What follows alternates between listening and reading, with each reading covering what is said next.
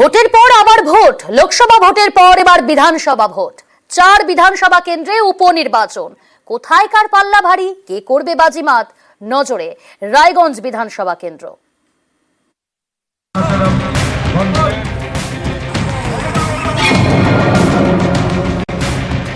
উত্তর দিনাজপুরের রায়গঞ্জ বিধানসভা কেন্দ্র। বুধবার এখানে উপনির্বাচন।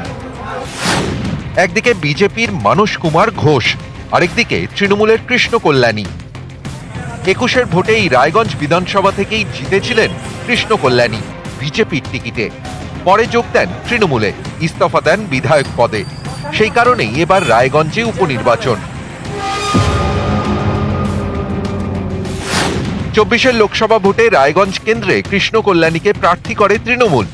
বিজেপি প্রার্থীর কাছে তিনি 68,197 ভোটে হেরে যান। উপনির্বাচনেও রায়গঞ্জের তৃণমূলের বাজি কৃষ্ণ কল্যাণী, বিশিষ্ট ব্যবসায়ী, এলাকায় প্রভাবশালী। লোকসভা ভোটে হারলেও উপনির্বাচনে ঘুরে দাঁড়াতে আশাবাদী। ভালো সারা হচ্ছে, স্বতঃস্ফূর্তভাবে মানুষ সমর্থনে নেমেছে। মানুষ বুঝতে পেরেছে যে এই নির্বাচন উপনির্বাচন আছে, এখানে শাসক দলের পক্ষে ভোট দিলে সার্বিক উন্নয়ন হবে। 19-এর লোকসভা নির্বাচন থেকে এবারের লোকসভা নির্বাচন। রায়গঞ্জে বিজেপির টেক্কা। পরপর 2টি লোকসভা ভোটের ফলের নিরিখেও রায়গঞ্জ বিধানসভা কেন্দ্রে এগিয়ে বিজেপি। 2019 সালে 42,252 ভোটে, 2024 সালে 46,739 ভোটে। এর মধ্যে 2021 সালের বিধানসভা ভোটে রায়গঞ্জে 20,748 ভোটে জেতে বিজেপি। এই অবস্থায় সামনে উপনির্বাচন। এরই মধ্যে প্রার্থী নিয়ে বিজেপির অন্তরে ক্ষোভ। বিজেপির প্রার্থী মানস কুমার ঘোষ একসময় তৃণমূল করতেন। 2018 সালে তৃণমূলের টিকিটে রায়গঞ্জ পঞ্চায়েত সমিতির সদস্য হন। পঞ্চায়েত সমিতির সহ সভাপতিও ছিলেন। গত বছর পঞ্চায়েত ভোটের আগে বিজেপিতে যোগ দেন মানস। তাকেই এবার উপনির্বাচনে প্রার্থী করেছে বিজেপি।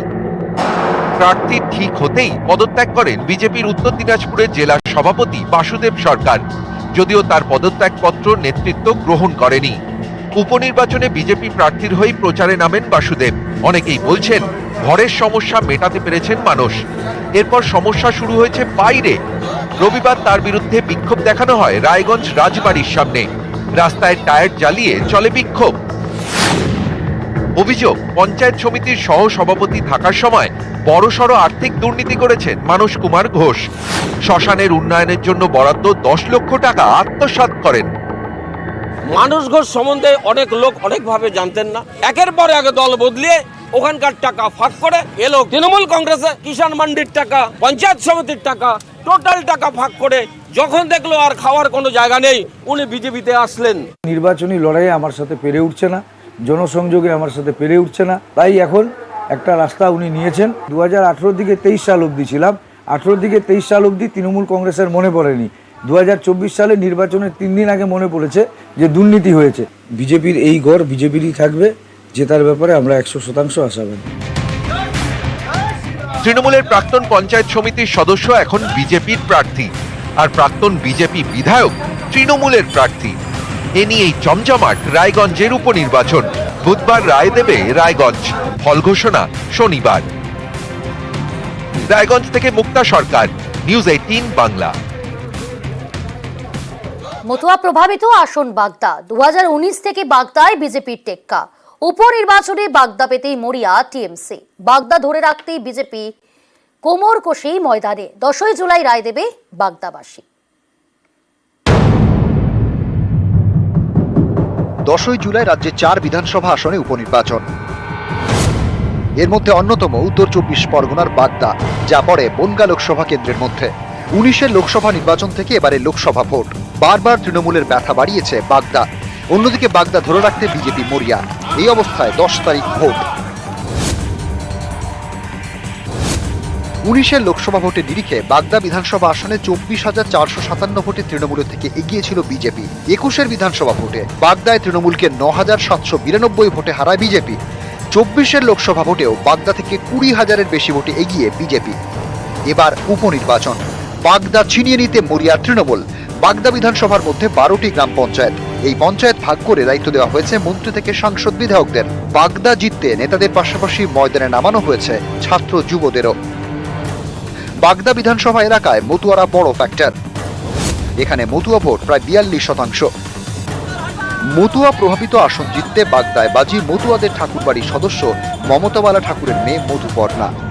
মতুয়ারা যেমন আমাকে ভালোবাসছে, মানুষ ভরে ভরে আশীর্বাদ দিচ্ছে, যেটা মেবি অন্য কেউ পেতো না, হতে পারে একটা অ্যাডভান্টেজ আমার জন্য আছে। এটা দিদির পাশে আছে বাগদার মানুষরা, বাগদার বাসিন্দারা। সবুজ আবির এবার আমরাই খেলবো। 19-এর লোকসভা নির্বাচন, 21-এর বিধানসভা, তারপর এবার লোকসভা ভোটেও বাগদায় বিজেপির দাপট। উপনির্বাচনে বাগদার সাফল্য বজায় রেখে বিজেপি চাইছে বিধানসভায় তাদের শক্তি বাড়িয়ে নিতে। কিন্তু সেই পথে কি পদ্মের কাঁটা হবে নির্দল? কারণ বাগদায় নির্দল হিসেবে দাঁড়িয়েছেন সত্যজিৎ মজুমদার।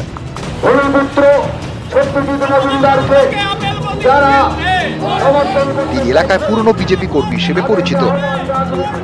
তার উপর মতুয়া প্রভাবিত এলাকা হলেও বাগদায় নাগরিকত্ব নিতে তেমনভাবে সাড়া পড়েনি বলেই জানা গিয়েছে। এসব কি উপনির্বাচনে বিজেপির বিরুদ্ধে যাবে?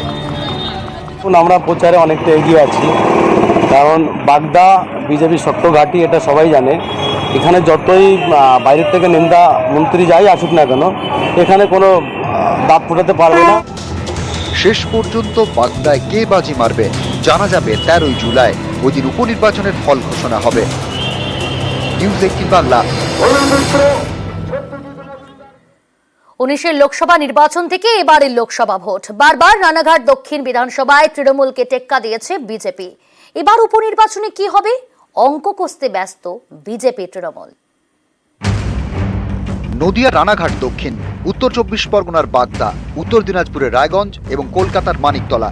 আগামী 10 জুলাই এই 4 বিধানসভা আসনে উপনির্বাচন।